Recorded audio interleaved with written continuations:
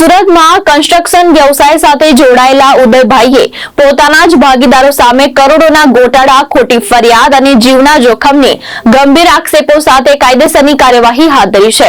મામલો હાલ CID crime સુધી પહોંચ્યો હોવાનું જાણવા મળી રહ્યું છે। માહિતી મુજબ ઉદયભાઈ વર્ષ 2007માં સુરત આવી કન્સ્ટ્રક્શન વ્યવસાય શરૂ કર્યો હતો। ઓળખાણને આધારે નિલેશભાઈ કાનજીભાઈ લાઠિયા સાથે ભાગીદારીમાં કામ શરૂ થયું અને તેમના ભાઈ મંજીભાઈ લાઠિયાને હિસાબના કામે રાખવામાં આવ્યા। ઉદયભાઈ બાંધકામ અને આર્કિટેક્ટ સંબંધિત કામગીરી સંભાળતા હતા, જ્યારે નાણાકીય હિસાબ બંને ભાઈઓ સંભાળતા હતા। પછી ભાગીદારીમાં બનાવેલી બિલ્ડિંગ માટે બેંક લોનની નોટિસ મળતા ગોટાળાની શંકા ઊભી થઈ।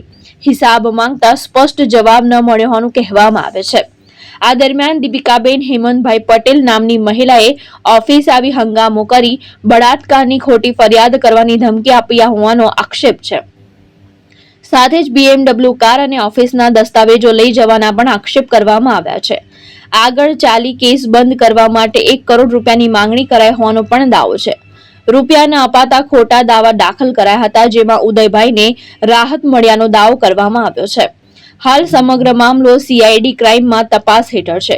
ઉદયભાઈએ જણાવ્યું છે કે તપાસ આગળ વધતા સંડોવાયેલા ઈસમોને નુકસાન થઈ રહ્યું હોવાની તેમને જાનથી મારવાની ધમકી મળી રહી છે અને પોતાની જીવનો ખતરો હોવાનું તેઓએ જણાવ્યું છે। મારું નામ ઉદયભાઈ ગોવિંદભાઈ છાસિયા છે। હું આર્કિટેક્ટ છું અને બિલ્ડર છું। અડાજણમાં પરશુરામ ગાર્ડન પાસે વિમલ હેક્ઝાગોન કરીને મારી સાઇટ ચાલતી હતી।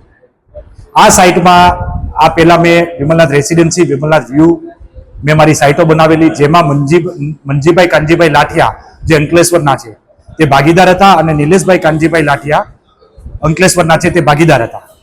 હવે નિલેશભાઈ મારા ભાગીદાર હતા અને મંજીભાઈ તો નાનપણથી જ પોલિયોને લીધે 2 પગે અપંગ હતા। એટલે નિલેશભાઈએ એવું કીધું કે મારો ભાઈ અપંગ છે ને એ એકાઉન્ટનું બહુ ખૂબ સારું જાણે છે, એટલે એને તો આપણે એકાઉન્ટ સોંપી દઈએ ભાગીદારીનું। એટલે નિલેશભાઈના ભાઈ હતા, એ વિશ્વાસે મેં એને એકાઉન્ટ સોંપ્યું।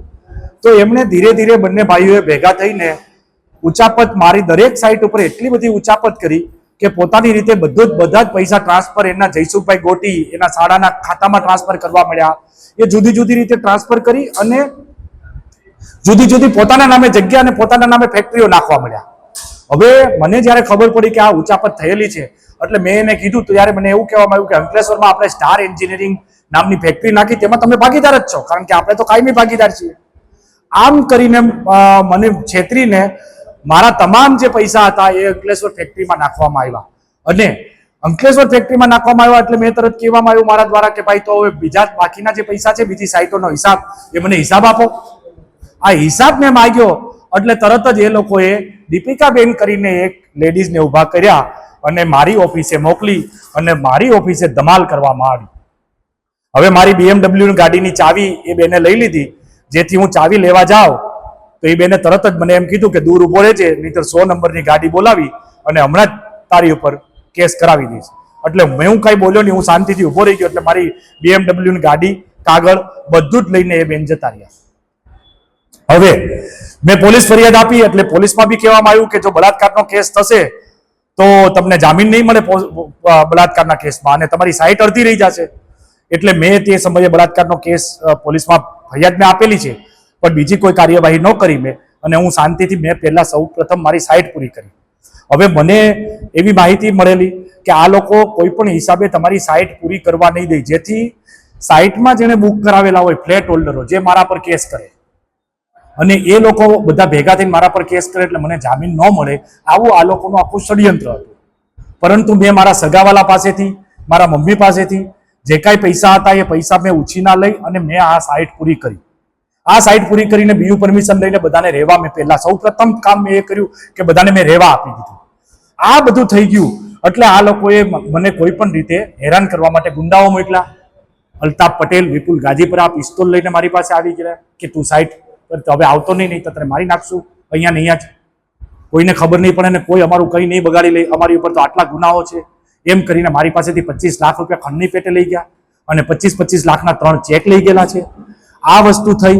ત્યાર પછી એક પંકજ રમણલાલ શાહ કરીને માણસને ઊભો કરવામાં આવ્યો, જેણે મારી ઉપર ખોટો ગુનો નોંધાયો, જેમાં 143/2016 થી અડાજણ પોલીસ સ્ટેશનમાં ગુનો નોંધીને મને જેલમાં મોકલવામાં આવ્યો। હવે આમાં આ પંકજ રમણલાલ શાહને મેં ઓલરેડી દસ્તાવેજ બનાવી દીધો, જે એને પોલીસમાં બી બતાવ્યો નથી, પોલીસને બી અંધારામાં રાખી છે, અને ખોટા સાટા ખત બનાવીને મને ફ્લેટ નથી આપ્યો, મારા પૈસા લઈ લીધા અને ફ્લેટ નથી આપતો, એવી મારી ખોટી છાપ ઊભી કરી. હવે હકીકતમાં તો મેં એને ફ્લેટ આપી દીધો ને એનો કોઈ બીજો ફ્લેટ જ નથી. એ ભાઈએ તો જયારે 2011 માં પૈસા આપ્યા હતા ત્યારે મારી આ સાઇટ જ નથી, મારી સાઇટ જ 2013 માં ચાલુ થઈ. એટલે આ લોકો ખોટા સાટા ખત બનાવીને સમાધાન પેટે મારી પાસે 1 કરોડ ખંડણી માંગવા આવેલા પાછા, જેની મેં પોલીસ ફરિયાદ આપી છે.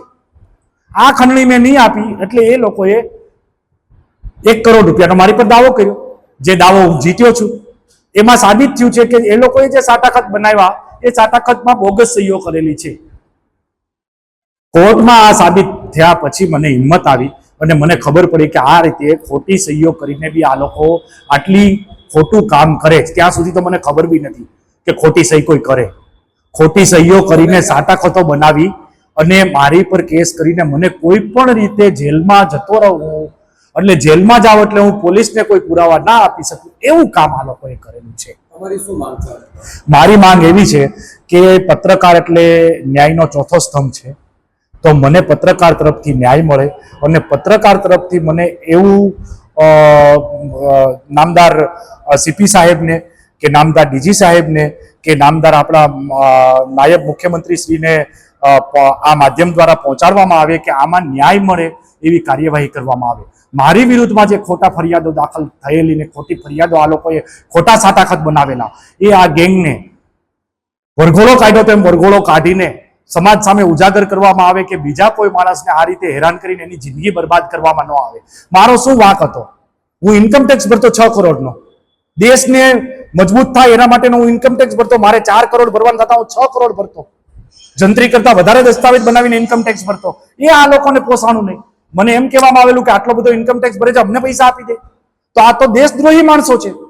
હવે તમે આ લોકો કાર્યવાહી નહીં કરો તો કોની સામે સાહેબ કાર્યવાહી કરશે? ભાવેશ ઉપાધ્યાય, દ્રષ્ટિકોણ ન્યૂઝ, સુરત.